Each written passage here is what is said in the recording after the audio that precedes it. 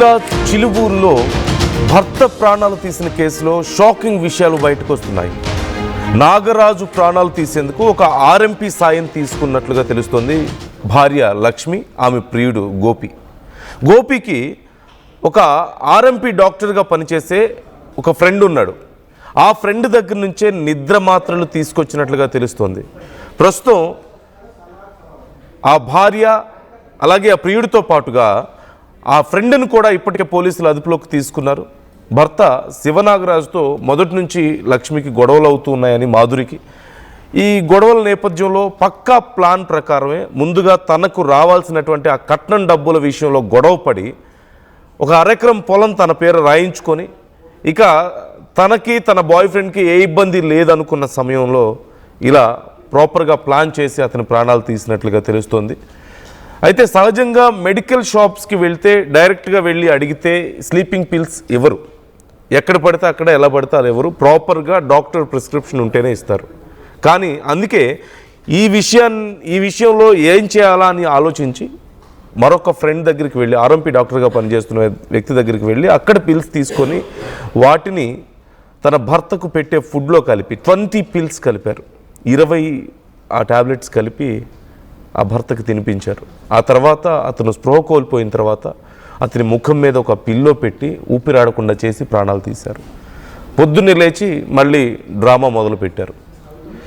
మొత్తానికి పోలీసులు ఈ కేసును ఛేదించారు. ఇప్పటికే మాధురిని, తన బాయ్ ఫ్రెండ్ గోపిని, అలాగే వీళ్ళకి ఆ స్లీపింగ్ పిల్స్ ఇచ్చినటువంటి ఆర్ఎంపీ డాక్టర్ను కూడా ఇప్పటికే అదుపులోకి తీసుకున్నట్లుగా తెలుస్తోంది. అయితే మరొకరు కూడా ఇందులో ఇన్వాల్వ్ అయి ఉన్నారా అన్న కోణంలో విచారణ జరుగుతోంది. ఇప్పుడు ప్రజెంట్ అసలు విచారణ ఎంతవరకు వచ్చింది, డీటెయిల్స్ తెలుసుకుందాం.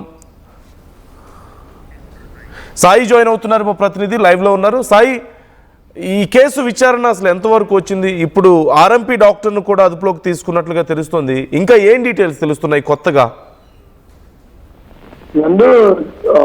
దుర్ఘటనలకు సంబంధించి భర్తని అత్యంత దారుణంగా హత్య చేసినటువంటి అంశంలో అనేక అంశాలు పోలీసుల విచారణలో మాధురి చెప్తున్నటువంటి అంశాలు కీలకంగా మారుతున్నాయి.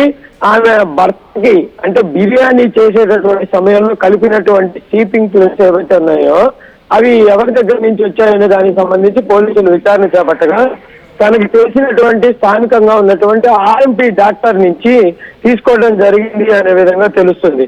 అంటే ఈ సంఘటనలో ఈ హత్య జరుగుతుంది, ఇట్లా చంపడానికి ప్లాన్ చేస్తున్నారు అనేది ఆర్ఎంపీ డాక్టర్కి క్లియర్ గా వాళ్ళు వివరించారు. ఆ వివరించినటువంటి సమయంలో అతను దీనికి సంబంధించి ఎన్ని పిల్స్ వాడితే అతను తీవ్రంగా నిద్రలోకి వెళ్ళిపోయేటటువంటి అవకాశం ఉంటుంది, దాని ద్వారా హార్ట్ అటాక్ అంటే హార్ట్ కి సంబంధించినటువంటి అంశాలు పరికరంలోకి వచ్చేటటువంటి అవకాశం ఉంటుంది అనేటటువంటి అంశాన్ని కూడా క్లియర్ గా వివరించి మరి ఆ టాబ్లెట్లు ఇచ్చినట్లు తెలుస్తుంది.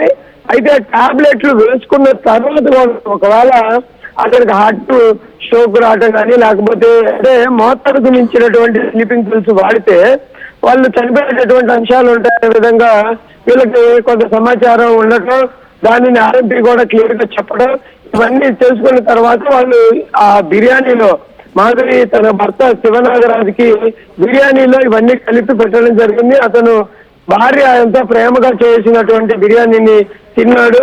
తిన్న తర్వాత నిద్రలోకి వెళ్ళిపోయాడు. ఆయన అంటే తింటూనే పడిపోయాడు లేకపోతే బెడ్ మీద జరిగిన దానికి సంబంధించిన వివరంలో టాబ్లెట్లు అనేది అతను ఇచ్చారు, మేము కలిపాము.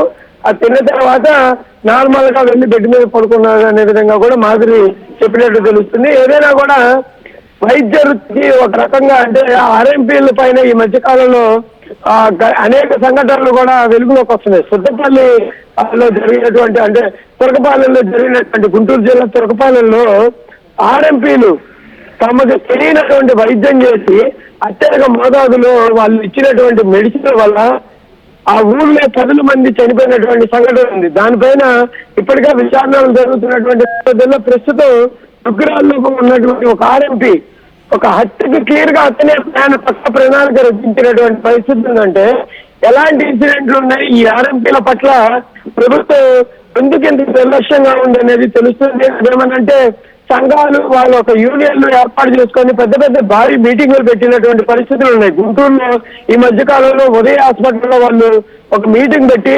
ఆర్ఎంపీలు లేకపోతే వైద్యమే లేదనే విధంగా చెప్పారు. మరి ఇలాంటి సంఘటనల పైన మాత్రం వాళ్ళు ఎవరు మాట్లాడుతున్నటువంటి పరిస్థితి లేదు. ఎందుకంటే ఒక హత్య జరుగుతుందంటే కనీసం తెలిసినప్పుడు ఆపేటటువంటి ప్రయత్నం సామాన్య ప్రజలు ఎవరైనా చేస్తాడు. వాళ్ళు ఎంత కర్కోటకలైనా కూడా ఒక మనిషి చనిపోతున్నాడు అంటే కనీసం ఆపేటటువంటి ప్రయత్నం చేస్తారు.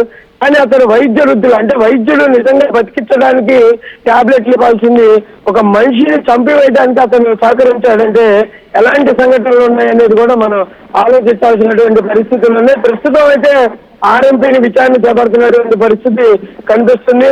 మరి అతను ఈ ఇన్సిడెంట్ ద్వారా జరిగినటువంటి సంఘటనే కాకుండా మరి ఇలా ఎంతమందికి ఆయన ఇలాంటి పరిస్థితులు చేశాడనేది కూడా తెలియాల్సినటువంటి పరిస్థితుల్లో ఏదైనా కూడా భార్య మాధురి క్లియర్ గా శివనాగరాజుని చంపాలనేటువంటి అంశంలో అయితే పక్కా ప్రణాళికగా వెళ్ళినట్టు తెలుస్తుంది. ఎందుకంటే అతన్ని చంపేటటువంటి కొంతకాలం ముందే వాళ్ళ అంటే పెళ్లి అప్పుడు ఇచ్చినటువంటి ఆస్తులు ఏవైతే ఉన్నాయో అవన్నీ కూడా తన పేరు మీదకు మార్పించుకోవడం జరిగింది. శివనాగరాజు పేరు మీద నుంచి మాధురికి. కానీ అతను ఇదంతా పసిగట్టి తన డాక్యుమెంట్స్ అన్ని కూడా తన స్నేహితుడి దగ్గర పెట్టాడనే విధంగా తెలుస్తుంది. చనిపోయిన తర్వాత తన స్నేహితుడు వచ్చి ఆ డాక్యుమెంట్స్ అన్ని కూడా పోలీసులకు సమర్పించినట్లు కూడా నిన్న విచారణలో బయటకు వచ్చినటువంటి సంఘటనలు. మొత్తంగా ఈ ఇన్సిడెంట్ అనేది ఒక రకంగా చూడాలంటే సభ్య సమాజం అంతా కూడా తలదించుకునేటటువంటి సంఘటనలు అని చెప్పొచ్చు. ఎందుకంటే భార్యాభర్తల బంధం అనేది అత్యంత ప్రాధాన్యత ఇచ్చేటటువంటి బంధాలు ఒక బంధంగా చెప్పొచ్చు. అలాంటి బంధాన్ని కూడా అతన్ని చంపడానికి ప్రణాళిక రచించడం, అది కూడా అతనికి తెలియకుండా చనిపోయేటటువంటి ప్రయత్నం చేసేటటువంటి అంశం.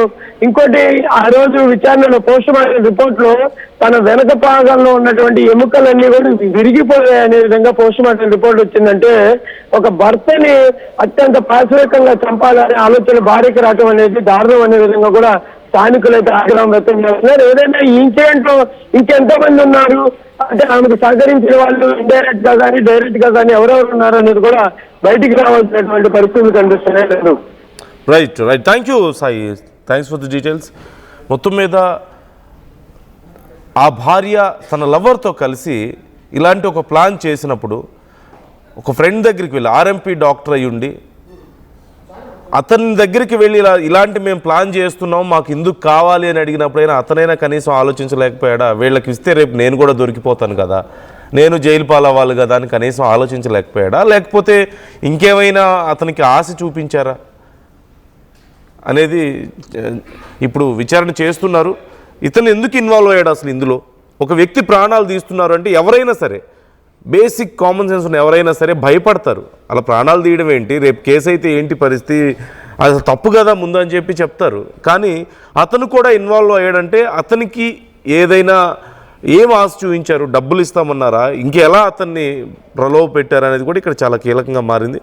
మరోవైపు తన భర్త ఎక్కడ సీసీ కెమెరాస్ ఫిక్స్ చేస్తాడో, ఎక్కడ తమ విషయం పూర్తిగా బయటపడుతుందో, బయట ఎక్కడ గొడవ అవుతుందో అన్న కారణం కూడా చాలా తొందరగా ఇది యాక్చువల్లీ చాలా లేటుగా ప్లాన్ చేసుకున్నారు. కొన్ని రోజుల తర్వాత అప్పుడు పరిస్థితులు మారకపోతే ఎటన్నా వెళ్ళిపోదామనో ఇంకేవో ప్లాన్ చేసుకున్నారు. కానీ భర్త విషయంలో రెగ్యులర్గా గొడవలు అవుతూ ఉంటే అసలు ఆ భర్తే లేకపోతే ఈ గొడవ ఉండదు కదా మనకి అని చెప్పేసి ప్లాన్ చేసుకున్నట్లుగా తెలుస్తోంది. ముందుగా నిద్రమాత్రలు బిర్యానీలో కలిపి ఇవ్వడం, భర్త కోసం చాలా ప్రేమగా బిర్యానీ చేసి నిద్రమాత్రలు కలిపి అది అతనికి తినిపించి అతను స్పృహ తప్పి పడిపోయిన తర్వాత అతనికి ఊపిరి ఆడకుండా చేసి ప్రాణాలు తీసి తర్వాత మళ్ళీ డ్రామా పొద్దున్నే. సో మొత్తానికి ఇప్పుడు ముగ్గురు కూడా జైల్లో ఉన్నారు, విచారిస్తున్నారు ఇంకా ముగ్గురిని. ఇంకా ఎవరైనా ఇన్వాల్వ్మెంట్ ఉందా ఇందులో, ఎవరికైనా తెలుసా? ఈ ఆర్ఎంపీ డాక్టర్కి ఎలా అతన్ని ఇన్ఫ్లుయెన్స్ చేశారు, అతను భయపడకుండా అతను ఎందుకు ఇన్వాల్వ్ అయ్యాడు ఇందులో అనే కోణంలో కూడా విచారణ చేస్తున్నట్లుగా తెలుస్తోంది. So try to comment your opinions.